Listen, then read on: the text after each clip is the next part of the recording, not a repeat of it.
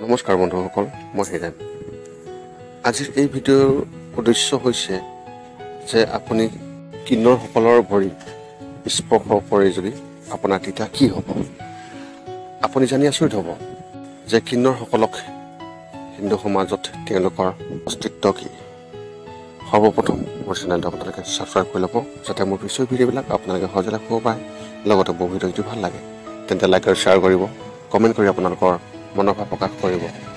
এতিয়া সময় বিষয়ালে কিন্নৰসকলক হিন্দু ধৰ্মত এক বিশেষ স্থান দিয়া হৈছে আৰু তেওঁলোকক অৰ্ধনাৰীশ্বৰ বুলি বিশেষভাৱে জনা যায়। ভাৰতীয় সমাজত ট্ৰেন্সজেণ্ডাৰসকলক আধ্যাত্মিক আৰু সামাজিক সমৰ্থন দিয়া হৈছে। কিন্নৰসকলক হিন্দু সমাজত এক বিশেষ স্থান দিয়া হৈছে আৰু তেওঁলোকক অৰ্ধনাৰীশ্বৰ বুলি জনা যায়। তেওঁলোকৰ অসাধাৰণ প্ৰকৃতি আৰু বিভিন্ন বৈশিষ্ট্যৰ বাবে তেওঁলোকক বিশ্বাসত বিশেষ গুৰুত্বপূৰ্ণ।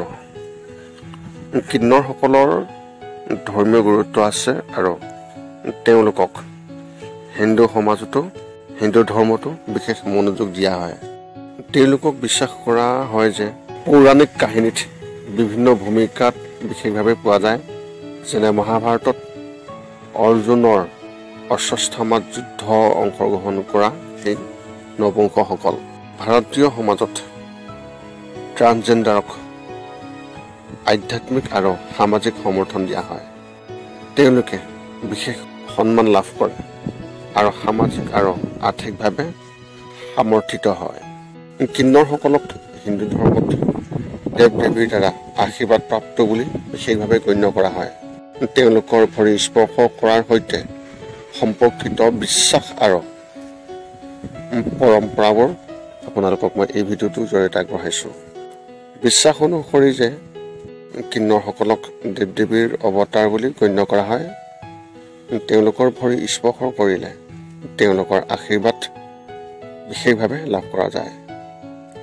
এইটো বিশ্বাস কৰা হয় যে ট্ৰেন্সজেণ্ডাৰসকলৰ আশীৰ্বাদেই জীৱনত সুখ, সমৃদ্ধি, সফলতা আৰু সুখ কঢ়িয়াই আনে। আৰু এটা বিশ্বাস কৰা হয় যে পাপ নিৰ্মূল কৰাৰ ক্ষেত্ৰত নপুংসকলৰ ভৰি স্পৰ্শ কৰিলে পাপ ধ্বংস হয় আৰু ইচ্ছা পূৰণ হয়। এইটো বিশ্বাস কৰা হয় যে নপুংসকলৰ ভৰি স্পৰ্শ কৰিলে এজন ব্যক্তিৰ কৰ্ম শুদ্ধ হয় আৰু তেওঁক পৰিত্ৰাণ প্ৰাপ্ত কৰাত সহায় কৰে। বিশ্বাস অনুসৰি সুখ আৰু সমৃদ্ধিৰ ক্ষেত্ৰত ট্ৰান্সজেণ্ডাৰৰ ভৰি স্পৰ্শ কৰিলে ঘৰত সুখ, সমৃদ্ধি আৰু ইতিবাচক শক্তি আহে।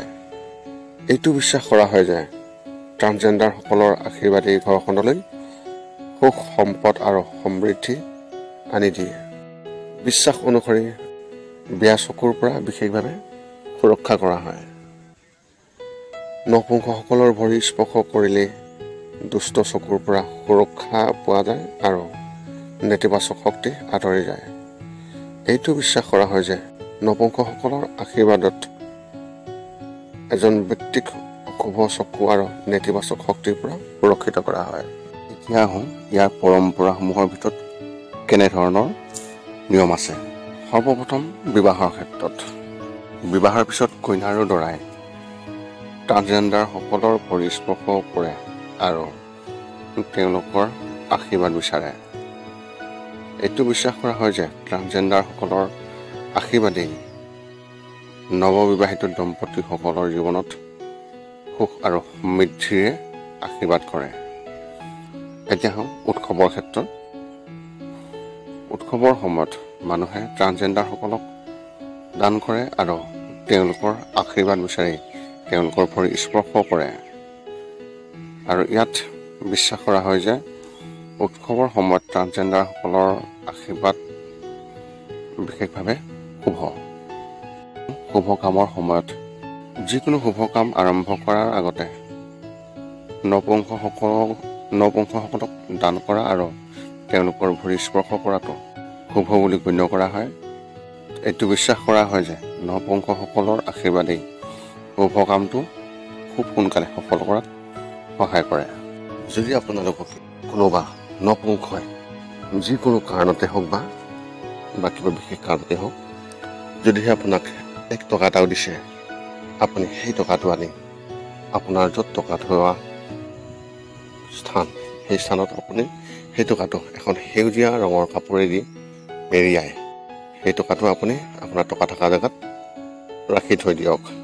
আৰু সেই টকাটো পোৱাৰ পিছতে আপোনাৰ শুভ ফলবোৰ আৰম্ভ হ'ব, যাৰ ফলত আপুনি এজন খুব সমৃদ্ধিশালী ব্যক্তি হ'বলৈ আগুৱাই যাব পাৰিব।